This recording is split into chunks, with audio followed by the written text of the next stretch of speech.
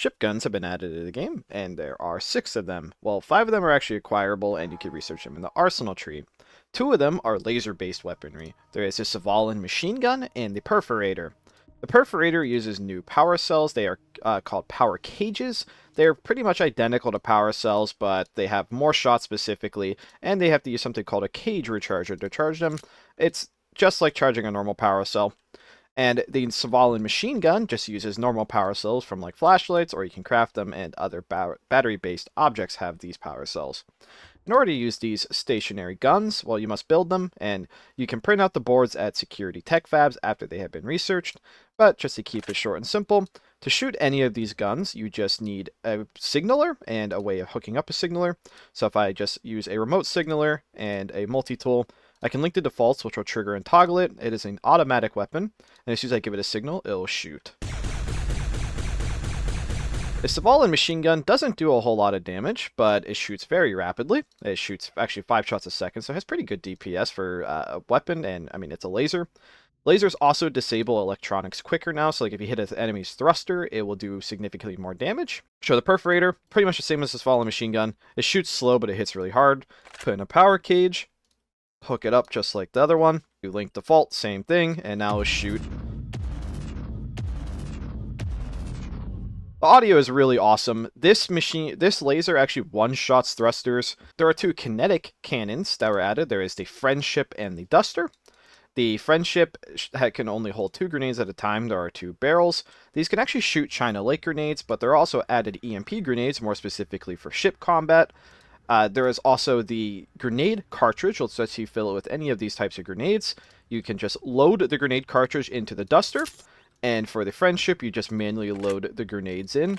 There are really, really awesome looking lights at the bottom to indicate how much ammo they have. Just like the laser cannons, you just link them up with a remote signal or any type of signal like a button. Works just fine.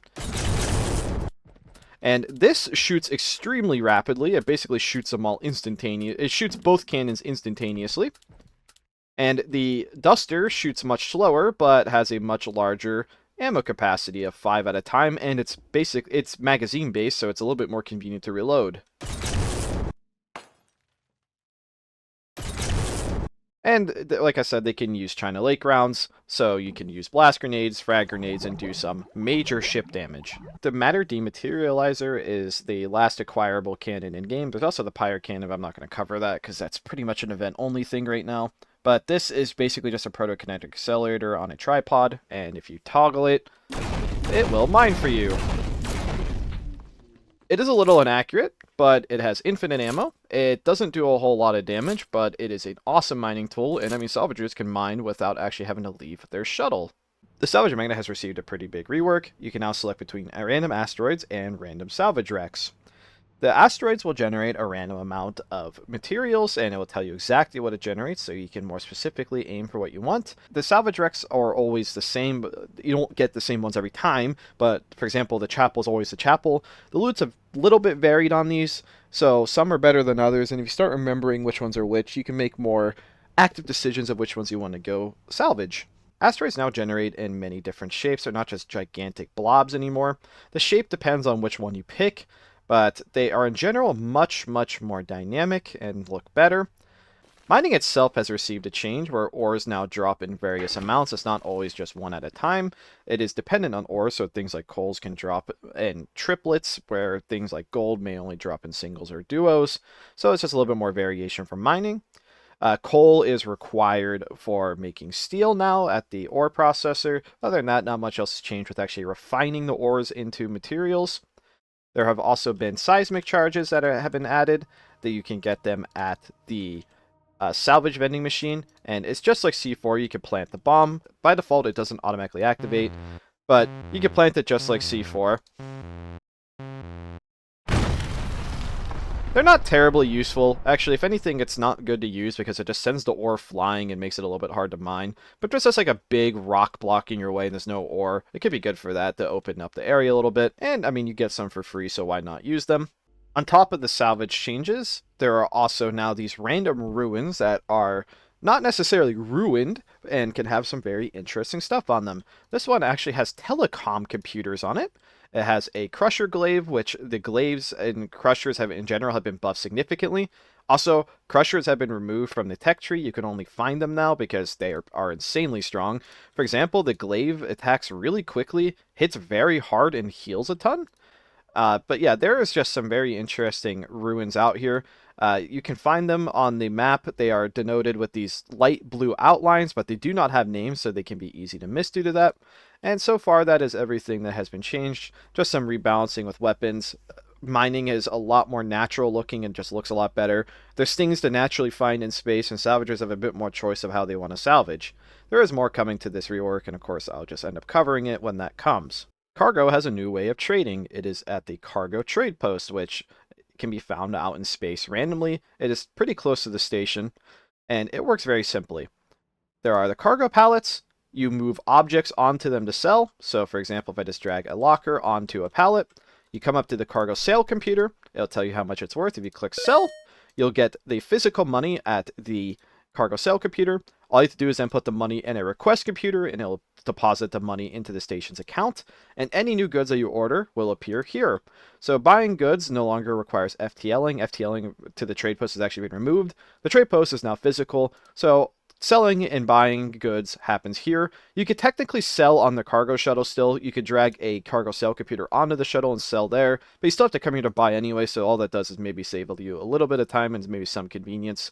Other than that, there's nothing here. The trade post is autonomous with power, gravity, and has its own little basic atmos, so as long as somebody blows it up, you'll be good to go here and keep trade booming. A new anomaly's been added to the game. It is called the Floral Anomaly, and it essentially just emits different type of life in an area. Once it pulses, it will spread floral carpet, which is essentially a type of kudzu. You can melee to get rid of it. So at low severities, it's actually pretty harmless. It just spreads some flowers and grass. It might slow your movement speed a little bit, but there's nothing that's directly harmful about it. But that changes pretty quickly as the severity goes up. As the severity goes up, you can start getting some more interesting things in this. Now there are strange glowing berries. If you walk up to them and hit them, different things can come out of them. So for example, there's a pea pod, and this one there was a watermelon. So again, it isn't always strictly negative. There can be benefits to this even. Like this is basically generating fruit. There's even a tree which you could chop down for some wood. I've let some time pass, and you can see if it's not quite maintained, it does spread kind of like kudzu. Again, it isn't too big of a problem, but sometimes the flowers can spawn as the angry variant, which is basically just real kudzu, and you will actually have to take time to beat that back. And these crystal enemies can appear out of them that actually shoot lasers and do a fair bit of damage. They're not super tanky, but lasers can shoot through glass, so it can get to a scenario where you're kind of just getting overwhelmed by plants. It's kind of like a mini blob in a way, the way you have to fight this. It's a more interesting kudzu. There's actual things happening with it. As you can see, I'm kind of getting overwhelmed on my own, and this is only at like 50% severity, and I have a good weapon. Yeah, things can get out of control pretty quickly with this. You want to try to keep the severity low, or if you can't keep the severity low, you're going to need some help. I am definitely going to die to this. Oh, God! Quantum leaping is a new Tier 3 experimental technology, and it allows you to create the quantum spin inverter. Quantum spin inverter is a little handheld device, experimental device, able to swap the locations of two entities by switching their particle spin values must be linked to another device to function. If you link two together, they'll start flashing different colors, and if you pick it up and press it with it in your hand, it'll play a flash sound, and you'll swap places with it. So there are a lot of shenanigans that can be done with this. Once you do that, though, there is a 300-second recharge, so you can't spam it. Flatpacks made from the Flatpacker have been nerfed. They now take up 2x4 in your inventory instead of 2x2. You can now properly emag Borgs that have their panel closed. So you see the panel is closed, and it would now actually warn you that the panel must be open to use the emag. You would no longer brick the Borg from being emagged, so it's a very, very nice bug fix. You can now directly syringe up liquids from the floor, and if you have something like the chemical analysis goggles, this can allow you to save very important reagents. You actually will draw liquid from the ground instantly with the syringe, so you can actually suck up a lot of liquid for later very quickly. And this segues into the next part of why this is a pretty useful change. Reagents across the board are now limited. This includes things like chemical dispensers, booze dispensers, and soda dispensers. You have to now manually refill them, whether you do that through cargo, sourcing it through another material like botany plants, or just some other way. The way this works is that for the chemical example, there's 200 unit jugs put into the dispensers, and you can refill the jugs, you can get new jugs from cargo, however you have to do it. That just means reagents across the board are more limited and precious. The appraisal tool will now let you know when a bounty is fully complete. If you examine it, the device confirms that the bounty contained within is complete. This is a 7 artifact fragment bounty, and indeed there are 7 artifact fragments inside, so you may always want to double check your boxes to make sure the bounty is finished. The lobbying bundle has been buffed. It is still 4 teller crystals, but inside, instead of just $5,000, there's a whole bunch of stuff. There's $30,000, there is a syndicate handled flag, a neck gaiter, combat gloves, trader stamp, blood red phone, a blood red encryption key, tactical jumpsuit, a ginseng coat, and still the sunglasses. So now you actually get insulated, you get some, the encryption key is actually a pretty nice purchase as well, and you also get some drip, which is important. A bunch of new reagents have been added to the game, in no particular order. There is Necrosol, which is a rather complex one to create. It requires blood, cryoxadone, and omnizine, which is definitely the most difficult part, but it heals a ton of health, 4 brute, 5 burn, 2 poison, and it requires cryo to use. It's a pretty specific chem, but it works on dead people, so it can actually help revive people who would otherwise pretty much be permadead due to having a ton of damage, so there is some nice use here. There are 2 new burn medicines. There is Pyrazine, which the name implies that it will heal heat. But it also has a 20 unit overdose, but it is more specific for heat. It is very interesting in the fact that it actually uses 0.1 unit per second. There's also a chance of vomiting it up if you go 15 units, so 15 units is more or less the overdose. It requires leprosine, dermaline, and carbon, as well as mixing on a hot plate to make this. Efficiently heals burns from the hottest of fires, causes massive eternal bleeding when overdosed. Then there's Insuzine, I think I'm saying that right, which requires leprosine, kelatine, silicon, and benzene. This heals shock. It can remove lick oxide, but that's probably not really all that important. Also removes the upgraded version of tanzidine.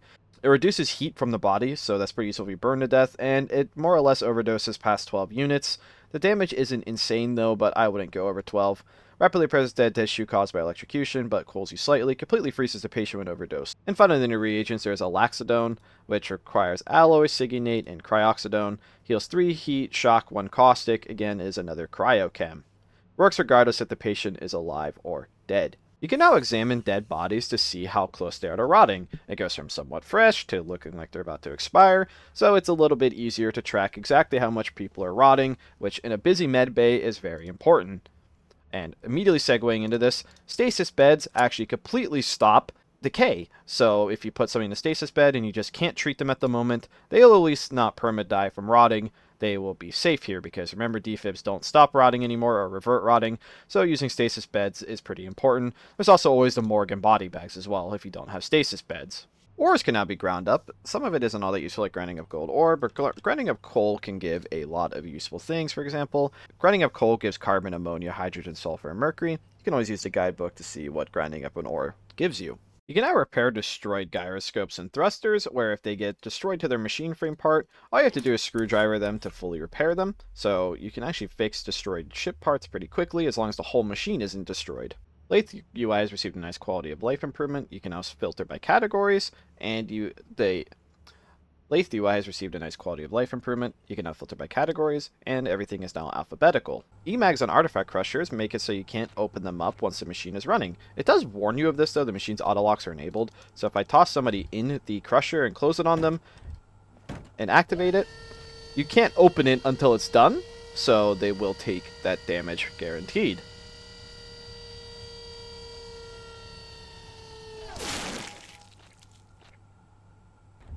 In which case, they get gibbed, and there is nothing they can do about it. The portable particle decelerator has been changed. The projectile's lifespan does not last forever. You can still shoot through walls, but it does a lot less damage now, so it's not as oppressive. Also, it can be reflected off like energy shields now and shuttle walls, so there is that as well. Arachnid's punches have been changed. In quotes, it is now a bite, and the bite does 5 piercing damage. Lizard's punches have also been changed to be a 5 damage slash. So that technically means lizards have the best punch in the game. Space medipens have been removed from the game entirely, so now you have to be more cautious in spaced rooms. There's no longer a pen to bail you out of a bad situation, meaning EVA suits will be more required. That also stops certain hero plays, or at least reduces them. You are pretty much guaranteed to take damage from spacing now. You can't just syringe yourself out of it, and we will have to see how this changes the way people play. Satchels have been changed to have separated inventory. Overall, there's 4 more squares in a backpack, but they're separated, meaning that carrying certain objects might be a little bit more difficult, but overall you should still be able to at least carry everything that you could before. Stimpacks have had their cost reduced to only 4 telecrystals, otherwise they're still unchanged. You double your stamina, run faster, recover faster for 30 seconds. Cryogenic Sleepers have been added, and this is the new way to leave a round more in character. If you just walk up to a Cryogenic Sleeper, drag yourself in, you'll have a chat message on the side. You're now a Cryogenic Sleeper unit. If you disconnect, ghost, or wait 5 minutes, your body will be removed and your job slot will be open. You can exit at any time to prevent this. And yes, that is true, you just move in any direction to do so. So if I just type in /ghost, I will have lost my body. There are also late join cryopods.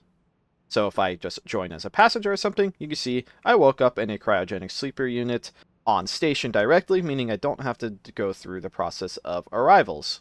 And if we go back to the original sleeper unit, you can see the body's gone, but if you interact with it, you can actually take the stuff off of them, so this will be useful if a command member leaves and the gear needs to be transferred. But either way, this is just a nicer way of leaving the round, and it feels a lot more natural to go to sleep, essentially, even if you do get deleted in air quotes, than just falling asleep on a couch or a chair until the round's over.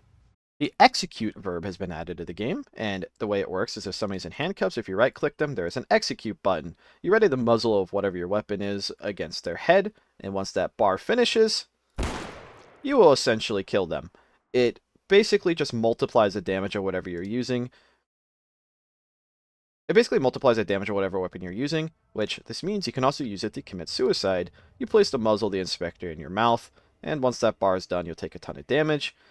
Just make sure you don't have armor on, because if you have armor on, that actually won't kill you. Flare guns will once again set you on fire, but it works differently than it used to. You have to actually hit somebody directly with it, and it does not set you on fire nearly as bad as it used to.